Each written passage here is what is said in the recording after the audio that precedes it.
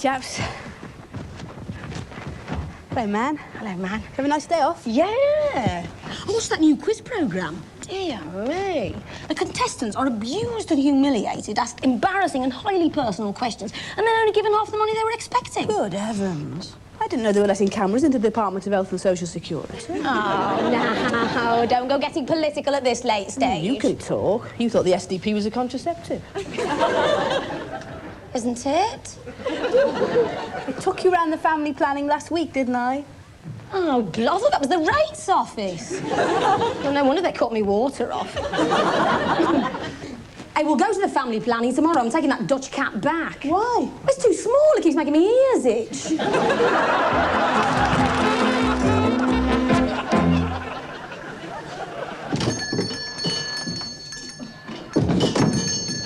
Sorry I'm late. Traffic was appalling. Whatever's the matter with your leg? Well, I parked in a space marked disabled. Have you ordered? No, I've only just got here myself. Deirdre, pot of, darling, please. What's that, your Black Forest Gatto? Looks more like Cardiff Arms Park. What's that on the end? Profiteroles, is it? Oh, no, it's your dishcloth. Just the coffee, please, dear, thank you. That girl is so slow. Honestly, you order cheesecake, you get penicillin. Well, what did you think of last night? Anthea must be the world's worst hostess. The fruit punch was warm. Fruit punch? We got a pleasanter drink pouring mess over a bucket of privet. And the buffet. Well, it's nice to have little things on sticks. Yes, but not sprouts. I think she'd been drinking before we got there. She's been drinking since tights were 9 and 11. Well, she's a terrible depressive. I mean, she's taken 8 overdoses. I know. She's got her own stomach pump. But I'm sorry. I'm sorry, but I've got no sympathy. Do you know she spent £3,000 on plastic surgery? No. Yes. She had a nose job, facelift, thighs tightened, bust augmented. Now her navel's gone missing. Well, she was certainly showing her body off last night. That dress was very low cut. Low cut?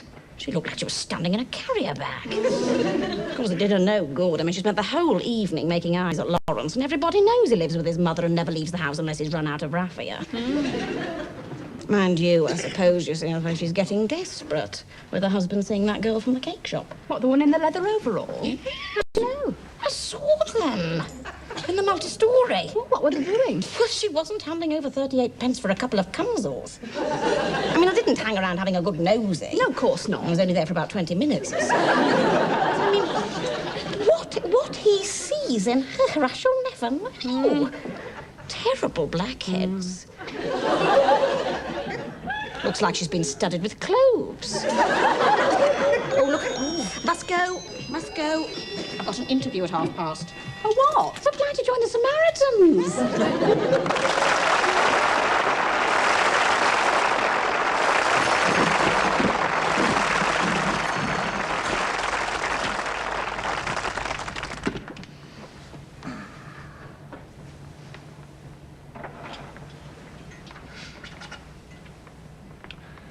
Are you auditioning for Wood and Walters? Yeah, you. Yes. It's not the sort of thing I saw myself doing when I left drama school. But it's money, innit? Seen the show at all? My wife videoed last week's episode for me. I was filming. Feature? Advert. New kind of beef burger. What's new about it? It's got beef in it. You seen the show? Appalling. Couldn't watch it. I mean, usual ITV garbage. I see this one's written by Victoria Wood. The worst. Can't write for men. Totally unconvincing when she writes for men. Still, better have a look at it, I suppose. Money's a bit tight. My lady's expecting triplets. Yours? 2 of them. Do you want to go through it while we're waiting? If you like, I'll be the first man, shall I? You auditioning for Wood and Walters? Yes, you? Yes. It's not the sort of thing I saw myself doing when I left drama school, but it's money, isn't it? We're the singing snobs, increased poplin, very crumpled, totally untalented.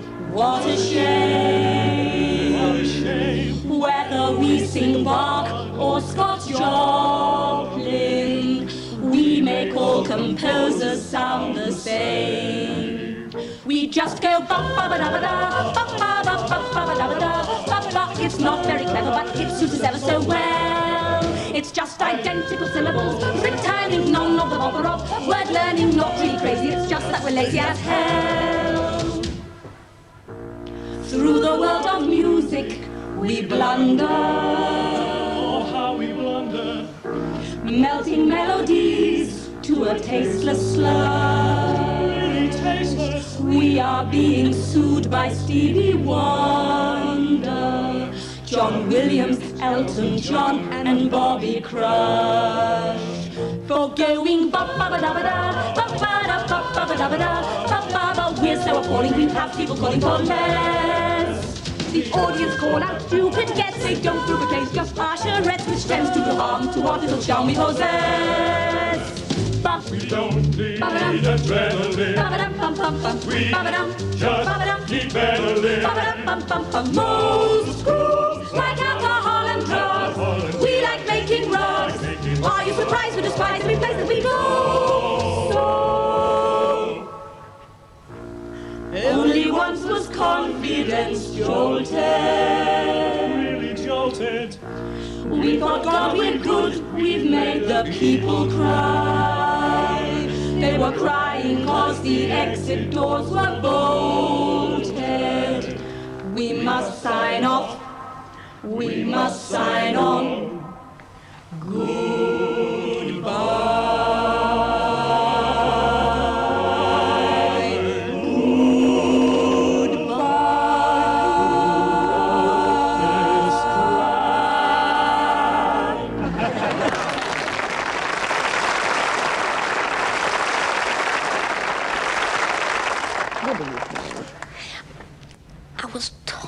Down to the makeup room a little earlier on. Naturally, I'd do it myself before I leave the Crescent, you know, but I needed the neon to pluck my stragglers. Anyway, I came round the corner and I saw the producer, as he likes to be called, lurching towards me. Now, I don't know him terribly well because he doesn't normally come in of a Sunday. Well, after a week's heavy drinking and sexual harassment, he needs a quiet day off. He stumbled up to me. The fumes from his car coat. No, honestly, it wasn't so much a garment, more of a humane killer. What? Don't be so silly, I can say what I like. He doesn't know which studio we're in. Anyway, Mrs. Chubb, he said.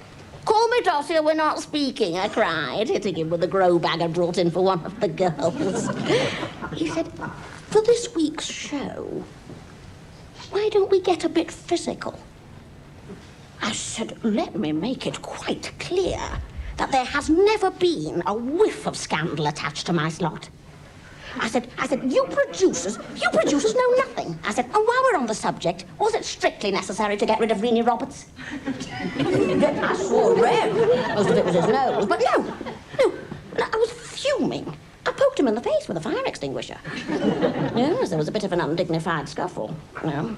He was screaming for help while I was stamping on his fingers. It was a little something I picked up in the land army. Anyway, just before he passed out, and honestly, what kind of man is it that can't take having his trousers set alight without becoming unconscious? No sense of humour. Anyway, just as they were closing the ambulance doors, he said, Dottie, well, it was more of a croak. He said, I said, I'm glad to see you've dropped the Mrs. Chubb. He said, yes. But he said, when I said physical, I meant, why don't you do something medical? I said, well, why didn't you say a soft apron? So here we have it. Dottie's body in question. All those things Jonathan Miller didn't think to ask. For instance, why does the fluff in your navel button never match the card date? Page boy haircuts. Can they cause depression in other people? Impotence. Is it a lot of fuss about nothing? Nagumba writes, Dottie, can flatulence damage your health? Well, no, dear, no. But it can fade your loose covers. And thank you, Nagamba, for the pretty snap. It's a very dark foundation, darling. And, Leslie wishes to know, Dottie, is orgasm a myth? Well, Leslie, I've never had one. And to be quite honest, I don't know anybody else who has. Personally, I like to finish a bout of intercourse with a cup of Benjers and an Eggles cake. What? Oh, I just have to see it's time to go. Yes, all right, waving his arms about. All right, goodness me, they do take things seriously here at Granada, don't they? Yes, well, it's all right. I've got another letter from that lady. I must finish. Complaining about her husband's mini piano. Or was it his tiny organ? Good evening.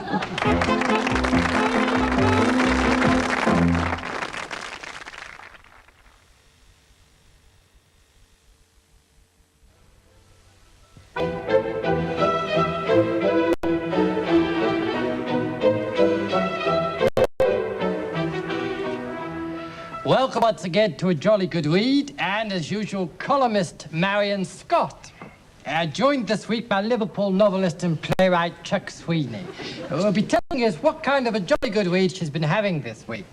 Marion. Yes, thank you, Michael. My first book, Make Pieces, Saga. Jolly good value, £95. This follows the fortunes of Seth and his descendants, taking us from the Yorkshire wool mills of 1874 right up to present-day LA. A conventional idea, but what I thought was so good about this particular treatment was that the characters were all gerbils. Anyway, gripping stuff. Saga. You can either read it, or if your sash cords have rotted, you can wedge open your bedroom window with it. Yes, and next. It's this. Methuen have brought out Mrs. Winstanley's Slimmer's Diary, 1979. I couldn't put it down. It's a woman's life. It's as simple as that. I'll just read a couple of... Excuse me. March the 23rd. Breakfast, sliced toast. Tea, no milk. Boiled egg, size 5. You see, that's marvellous detail, the size 5. You can really see that egg. She's doing so well, and then disaster strikes. Jim brought home a quarter of Pontefract cakes as treat. Is that?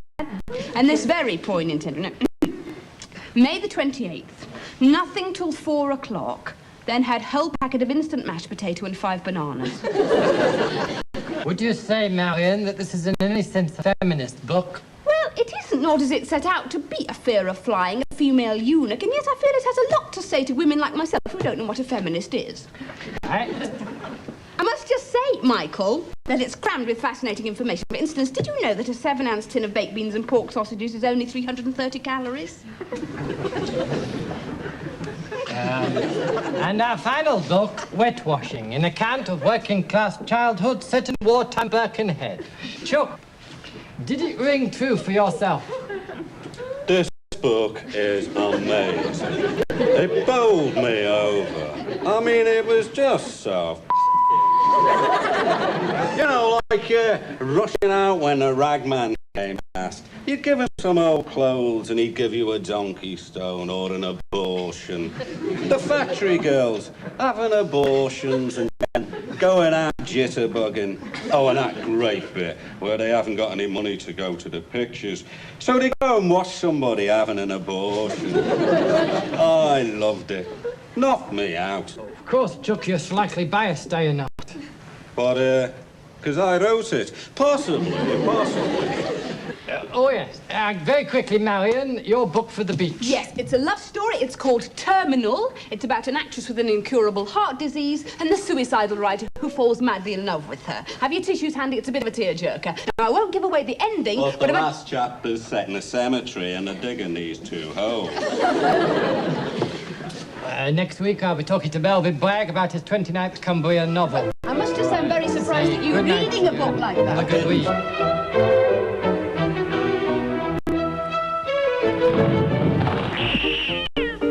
Please. No, the thing is about this club is when you lose weight. My friend went there, lost 5 stone. Lives in a self-contained cigarette packet outside Oldham. They're singing this song. We congratulate you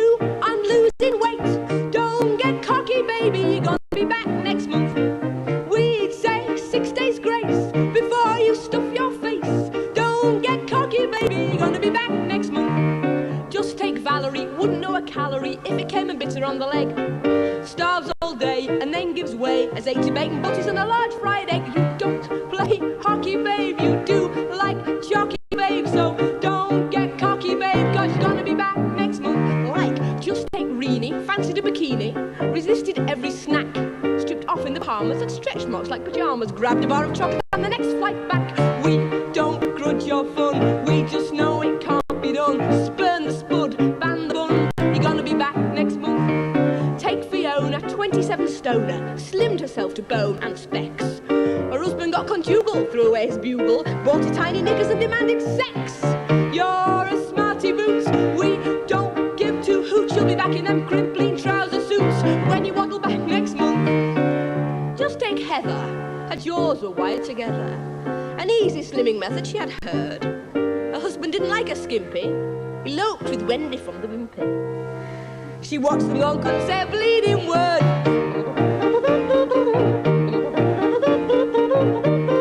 The band couldn't come. Just take Winnie, like a barracks in a pinny.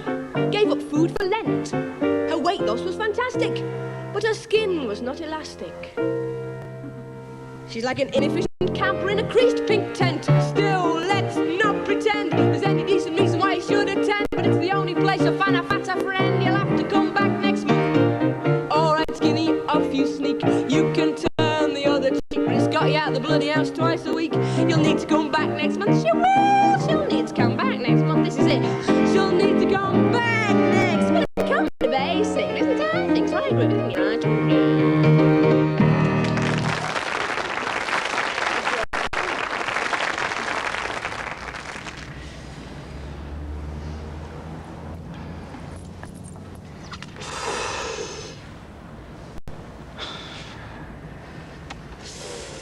I hate living in a commune.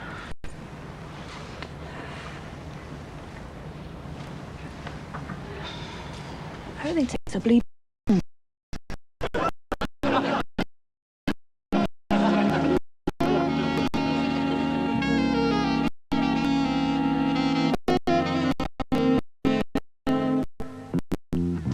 Run out of paraffin, and the kitchen windows rattling in its frame.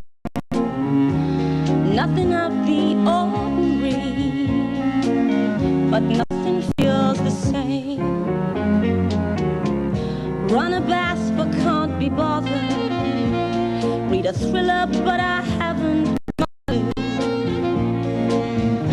I keep looking at the telephone in case it rings for you. And I'm really glad you took your photos, even though they've left squares on the wall. I wish I'd never seen your stupid, boring face at all. I watch a quiz show with the sound off, a couple way beside a caravan. You can tell they set their hearts upon a different prize, but we all have to do the best we can. So I'm really glad that it's over, even though I feel weird on my own. If I survive this freezing evening, I'll be okay alone. My friend rings up to ask me swimming. She says she never liked him anyway. And I pick the blisters off the kitchen door as we try and think of things to say. It was his job to buy the paraffin, but I will get independent bit by bit. And I will love the solitude once I get used to it.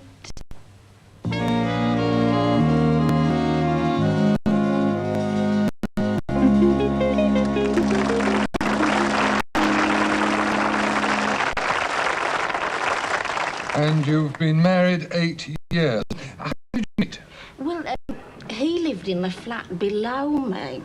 We'd hardly exchanged 2 words together, and one day he just stopped me in the hall and proposed.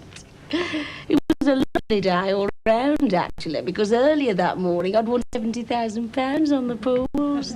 Was it a good marriage? Oh, yes, he's lovely, lovely. One night I got home 2 hours early because one of my evening classes was cancelled. And he was in bed waiting for me, yes. He'd sprayed perfume all round the bedroom and there was a complete set of underwear hidden under the pillow. Are you sure he isn't seeing anyone else? I mean, what about that incident you mentioned earlier? Oh, no, well, apparently, the lady had trouble with the cortina, come in to phone the RAC, taken off all her clothes so as not to get oil on the telephone table, lay on the floor because it takes such a time answering, and a rare tropical spider come out from behind the skirting. It's bitter in the bosom, and my husband was just sucking the poison.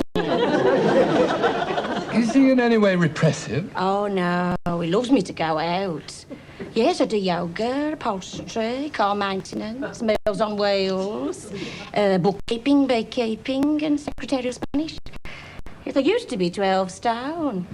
You're a lollipop lady. Yes, oh, we have endless fun with that, my husband and I. There's a very dangerous corner right by my crossing, and he's forever zooming round it in top gear, trying to catch me in the middle of the road. Is he a violent man? Oh, no. What about your head injury? I mean, did he hit you deliberately? Oh, no, he was just trying to dislodge a dying wasp from my hairpiece with a rolling pin. Yes. He made several attempts with various kitchen utensils. No, I mean, it's a very modern marriage. Really, you know. I mean, he cooks for me. He's not very good at it, bless him. Did me a curry last week full of glass. But no, he'll do anything for me. Holds me handbag when I go hang gliding. You know, and it was his idea, actually, that I should swim the channel. Yes, ooh, it was cold. I shall never forget him leaning over the side of the boat, dangling an electric fire into the water. It's terribly kind. Why do you want a divorce? Well, I don't know, really. I mean, it's all very nice and cosy, you know, but I've just got this feeling I want to live dangerously.